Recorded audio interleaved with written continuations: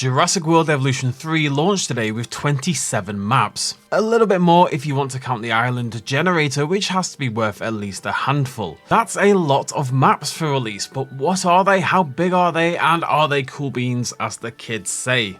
Let's find out. Maps in this game are split into a few different categories, and we're going to start by looking at the campaign maps first. These are the ones you'll play through in the Evolution 3 campaign. Funnily enough. There's 10 of these in total, starting with Badlands, Montana, the site of the first level in the game. This medium-sized desert map is of course also home to Grant's dig site in Jurassic Park, though unfortunately that isn't present on the Sandbox version of the map, at least from what I can tell. The second map is Kauai, Hawaii, a large tropical map. I think the map auto scrolls out a little bit more than it used to adjust for map sizes this time around. You can basically always fit the entire map on your screen. So it's hard to get an exact figure on how big these maps are. I'm sure people will figure out official square footage when the game hits public release, which is now, I guess. Third up, we have another medium desert map, this time in Clark County, Nevada, just outside of Las Vegas. This is one of the few campaign maps that has a little something extra to offer. You may have glimpsed it in the distance, but the skyline of Vegas itself can be spotted gleaming far away. Kind of aping San Diego from the last game. Of course, in reality, it's a flat painting, but in regular gameplay, it's perfectly effective. Fourth, we have another large tropical map, the Nusa Tenggara Islands from Indonesia. There's a lot of space to build on this one, but it's split between these sort of three semi-disparate sections with thin crossing points along the beach. It can feel a little smaller at times, but it's quite a lot of fun to build on, and it's cool to have those other islands visible in the distance as well. It feels kind of like a callback to a bigger Isla Peña or something. Fifth is actually the only very large map in the game, if you ignore the square maps we'll cover in a bit, and that's Sichuan Basin in China. Large masses of flat buildable space with a bit of a divot in the middle if you want to separate your park into sections. I think this is going to prove to be one of the more popular campaign maps for building on, with that large size, the scenic mountains and the lakes. Sixth and final of our East Asian maps is Katsuyama in Japan, a medium-sized map, unique in particular because of the throng of cherry blossoms that surround the outside of the map. They can look a little bit odd, so you're going to want to blend these in a little bit, I think. But it's also got some nice natural formations, including a notably gigantic singular mountain, which I suspect is meant to be Mount Fuji, or at least a stand-in for Mount Fuji, because you can see Mount Fuji from Katsuyama.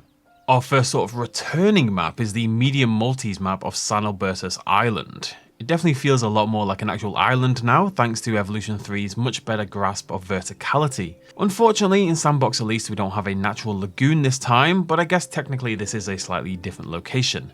And as a bonus, there is this cool little fortress overlooking the ocean. I love a cool little fortress. Our eighth and only very small map is the Azores Archipelago in Portugal. This one is so small they had to scale it up on the world map in the game because you'd have no chance of seeing it otherwise. It's a small and awkwardly shaped map with this weird teardrop section, but it's also pretty beautiful. It's one of my favourites visually, with this gigantic waterfall and the encroaching beach. Ninth and last for now is our second returning map, sort of, Biosyn Sanctuary, another medium-sized map. Decent playable area on this one, but this unfortunately is not the Biosyn Sanctuary of Evolution 2. Instead of the seeping mist that made it my absolute favourite map to build on, the sanctuary is now mainly beset by snow. I am begging for a fog tool or something to be added down the line because I really like having that. You'll notice that the Biosyn facility isn't here in Huge either, but it is actually present on the map. It's just a little further away this time. Basically, it seems we've shuffled down the valley for this new map. There's also this dam-like structure at one side, bridging a river and the mountainside. It's a cool tundra sort of map with some cool views, but it's a little bit disappointing compared to how cool Biosyn Valley was in the past game. I said the word cool too many times. I'd love to see the previous Biosyn Valley come back as part of the Legacy section, which we'll talk about in just a second. Anyway, that was the last of the campaign maps for now. But best in slot, I hear you cry in that voice. You said there was 10. You said there was 10. There is, but one of them is hidden until you progress in the campaign for the sake of spoilers. You can unlock it whenever you want, but it warns you that there is a spoiler for the campaign. Now, I'm going to show you that map as well, but I'm going to do it at the end of the video so I don't accidentally spoil it for anybody else. However, if you want to jump right to that map and check it out, you can do so by going to the timestamp that's currently on your screen. Off you pop. Like the last game, we also have 9 square maps, offering the most playable space in the game by some distance. Some of these, like the tropical one, are basically the same, and some are new. The square maps are as follows. Tropical, Temperate, Mediterranean, Desert Nevada, Alpine Dolomites, Desert Montana, Alpine, Temperate Japan, and Taiga. People hoping for increased map sizes, however, might be a little disappointed. By my reckoning, these are the exact same size as they are in Evolution 2. Now, I'm not going to pretend this is an overly technical method, but by placing innovation centers side by side in both games, I get to basically the exact same number of innovation centers before I run out of space. That's 24 and a half. The fact that it's so close tells me it's very likely that these maps are identical in size. Now, I've always thought that is plenty of space to build on really, but those hoping for a new map size boost with the new generation won't get it quite yet. Now there's also a third group of maps, Legacy, maps that return from Jurassic World Evolution 2 directly.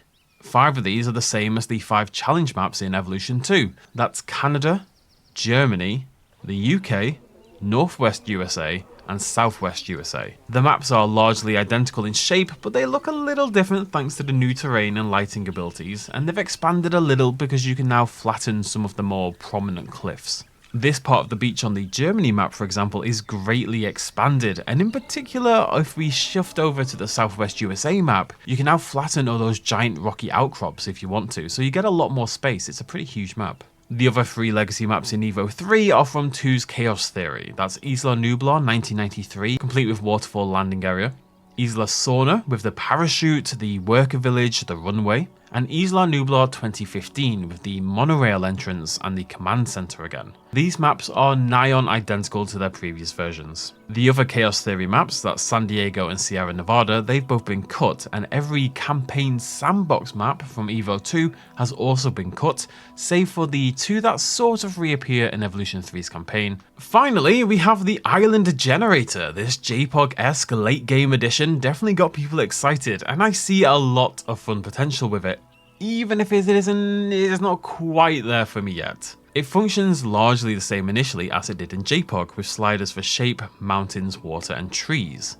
One of the good changes here is that adding any of those latter 3 doesn't change the shape of your island, so if you get a shape you really like, you can then adjust the mountains, the water, and the trees without changing that shape. Shape works the opposite actually to how it did in JPOG. Now the lower the shape, the more square and more space your island will have. Increasing it fractures your island into individual islands and these split weird shapes.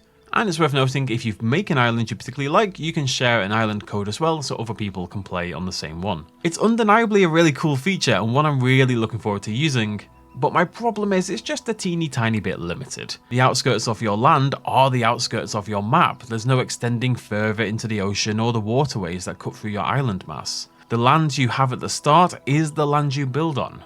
Now this makes it pretty cool for challenge sort of builds in particular, but doesn't offer quite the level of freedom I'd have liked. You can cheat a little bit, you can use big rocks to bridge the gaps, and of course your guests still need to get around, so you can put down things like monorails and zip lines and they'll cross those unbuildable gaps. Different strokes for different folks. I'm sure some people will basically only use this. For me, I hope they just develop this a little bit more over time, but I'm sure they will. Right, last thing, warning time. Let's go check out that campaign mission. If you don't want to be spoiled for this hidden map, then this is your chance to click off the video. I'll give you a second. Everyone else, talk amongst yourselves. Done? Good. The secret Evolution 3 map is Lockwood Estate. A medium map set within the forest-covered Taiga Mountains, cut through by a river. Unfortunately, there's no hint of the manor itself. There could be on the campaign. I haven't quite got that far yet, but on Sandbox, it's not there. Although there is a space that looks suspiciously designed for it, I'll say that much. There is though a dam structure on one of the rivers, which has a nice effect of sort of curtailing the rapidness of the water. And there's also a goat, for some reason. I'm not sure why, but you spawn in with a goat. And that's it. Every single map in Jurassic World Evolution 3, though of course by the time the game finishes development I expect will be into the 30s. Which is your favourite of the ones you've seen today? Which one are you going to build your first Sandbox park on? Let me know in the comment section down below, throw me a like if you enjoyed the video, and stick around on the channel for of course lots of Evolution 3 content in the days, weeks, months, years to come. Thanks for joining me, cheers much love as always, bye bye.